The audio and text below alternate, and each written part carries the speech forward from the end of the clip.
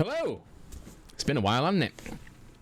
It's been a busy start to the new year for the channel. Well, it's a lie, actually. It's been a very busy start to the new year for the members of the channel. All four of us have had absolutely shed loads of stuff to be getting on with, which has meant very few videos, so very sorry about that. But we are back today, and today I am going to take a look at the Halo TV series, because Halo's huge part of my life growing up. It was the first game I got on the original Xbox. Halo multiplayer over LAN and then over Xbox Live, and then house parties was just an absolutely core part of most days, like growing up, going to university and coming home in the evening and doing all of that. So it's a very, very significant part of my childhood and my life going forward. But I don't know much about season 2, and I know it's out today. The TV show, it's been 2 years, and the first 2 episodes are out today, and I haven't seen them yet, and I will be watching them later. But before we do that, I thought it would be really good to take a look at what we might get from season 2 from a Halo fan's perspective, because the first series with its silver timeline diverged quite a lot from what we know to be the canon story, and that's great because you've got to tell tales, you've got to do your own thing, but at the same time you can't just abandon everything that's gone before. And so with that in mind, and in the position we're at now, where are we going to be by the end of this? So let's roll the credits, get these titles done, and then we'll take a look at the trailer and everything else we've got and see what we can divulge.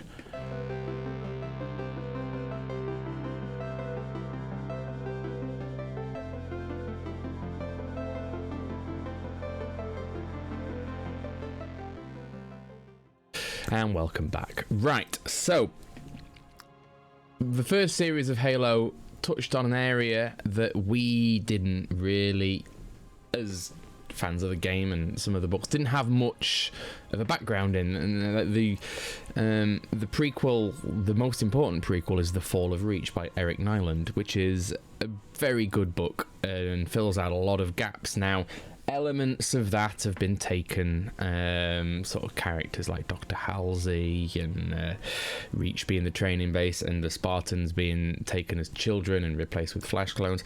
All of those things are present to a degree in season 1, but obviously they've gone their own way, they've changed things, they've tweaked things, and that's all well and good. But now we're getting to the meat of it. We're getting to the point where 2 books cover the Fall of Reach. We have obviously The Fall of Reach, which covers quite a lot of time leading up to it, and then covers the actual fall itself. But what we also have is First Strike, which is Eric Nyland's second Halo book and the third Halo book after The Flood, which covers the game. And First Strike gives us more of an idea about how people may have survived Reach and gives us more of an insight into what went on the ground. So we've got those 2 books. We've also got the game. This is the first time we're in game territory proper Halo game. This is Bungie's last game. Halo Reach covers the whole disaster that was Reach. And so we, as fans of the original content, have got a lot to go on, but how much of that is going to translate into the series, I don't know. I hope at least the core elements of it. I would like to see throughout this series, I would like to see Jacob Keyes play more of a role. I'd like to see them, Covenant, discover Reach, realise that there are artifacts to be found there, and also commit to their full invasion. We have to see the Pillar of Autumn for the first time. It's critical that we see that ship, and we need to have the glassing of the planet. And I would very much like the very end of season 2 to be the start of the Halo game, where they come out of their slip space jump and you can see Halo in the background or in the foreground there, and you can see Covenant already there, and then Keyes declare a red alert, and that'd be it. and then season 3 we can get to the meat of it. We can get to Halo Combat Evolved in TV form, and because the story there is magnificent and tragic, but it's wonderful, and I can't wait to see that. And the Flood. We've had no Flood yet, and it's really, really something that I can't wait to see done properly on screen, because they are one of the most terrifying of zombie forces. But anyway, let's take a look at the trailer for this, which most of you will have seen. I've not, so this will be interesting, and then we'll go from there. Okie doke then, here we go. Let's take a look at the official Paramount Plus trailer for season 2, and let's see what we can glean.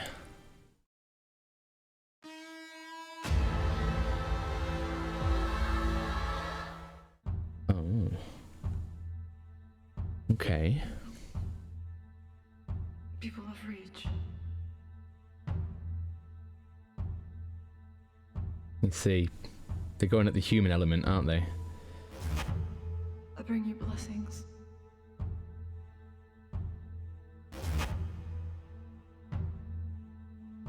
Know that I am the instrument of your extinction. Oh, yes. Okay. So we do. We have the artifacts. Energy sword. Energy swords. Energy swords. Oh, dozens of energy swords. Yes. That ship's not going to survive. That shot tells me that ship's not. Yeah, there we go.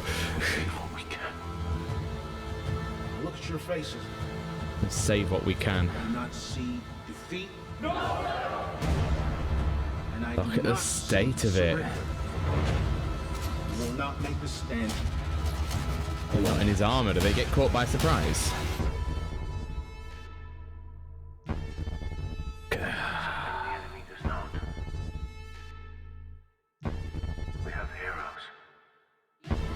Yeah, not enough heroes though. Look at him go, Chief. Come on. I just call it a victory. That Marine's face. It was because of me.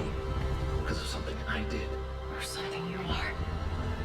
Something you can't see. But you feel it.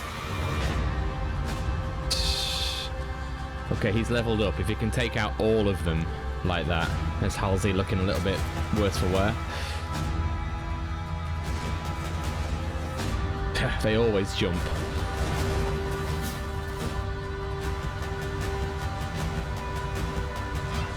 Oh, that was clever. I like that.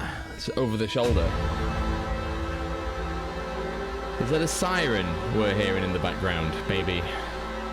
Oh.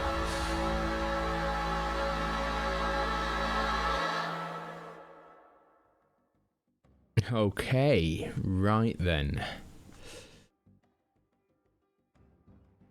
So, goodness me, it's very, very pretty, isn't it? Look how good that looks. Right. So, I think it's fair to say we have got the fall of Reach. I think we have seen them in the process of bombarding and starting to glass the planet. They've made a real effort to show the human side of this, because it's when we play the game, when we play Reach, it's on a personal level that the people in your team die one by one, and the destruction to the population is secondary. So I think showing that's a really good idea, because millions will die at Reach, and the planet will be beyond saving. The surface will be turned to glass. Now, the way we get, because in the Fall of Reach, we follow Blue Team, and we follow them as a foursome, dealing with everything that comes their way as needed, and they are all to get on board the Pillar of Autumn to go and capture one of the prophets. That is their mission, and as Reach is falling, Chief sends the other three down to protect the ground-based power stations for the Mac cannons, which are protecting the planet and stopping the major bombardment and the really big Covenant ships getting too close. And he then is the only one who makes it on board the Pillar of Autumn, as does Cortana and Keyes, and that is where we are. We're left. And so are they going to do the same thing? Because if we do Season 3 and we do Halo Combat Evolved with a team of 4 Spartans, I don't think it will have the same impact. It's a very lonely time. It should be one season with Chief on his own, and maybe at this point, because we know from reading First Strike and from subsequent games, we know that Chief's team survives with Halsey sealed underground on Reach, and only when Chief and Cortana and Sergeant Johnson make it back to Reach post Halo that they're saved and things are, you know, they're reunited and become their team again. And so it should be, maybe we should follow those as well, learning more and discovering more in the darkness underneath Reach while they're trapped because they're locked in by the bombardment from above. We should maybe see those at the same time as seeing Chief. I don't know, but whatever happens, Chief on Halo should be Chief and Cortana, and however many few UNSC Marines are left, it shouldn't be Chief and a load of Spartans, because that would have changed the game dramatically. It would be much more shocking for him to encounter the Flood as he did in the game, in what to me still is one of the spookiest first-person shooter moments ever. I had no idea they were coming, and yeah, so I think we need them to separate. I don't know how we're going to do that. We could kill them, I suppose, at this point. I'm not as married to them as I am to Blue Team, but at the same time, they've put a lot of work into them. You can't just shoehorn in some new Spartans, can you? But it looks pretty. It looks absolutely gorgeous. We are going to see the fall of Reach. Hopefully that means that we're going to end with the Cortana just throwing the ancient coordinates into the slipspace drive and them arriving in a somewhat battered Pillar of Autumn. But those ships can take a beating. They are absolutely designed to be blown to crap and still somehow fly. So that'll be great. And along the way, we're going to see a lot of dead Spartans. We're going to see a lot of dead UNSC soldiers and probably a lot of dead civilians, which is going to be somewhat harrowing, but also true to what happened. So that's fair. But there are 2 episodes to watch. I am going to go and track them down in a minute and watch them, and I'll be back with you hopefully in a couple of days with a recap and initial thought review of them. But in the meantime, this was just a relatively quick one, so take care of yourselves. We'll see you on the next one. Ta-da.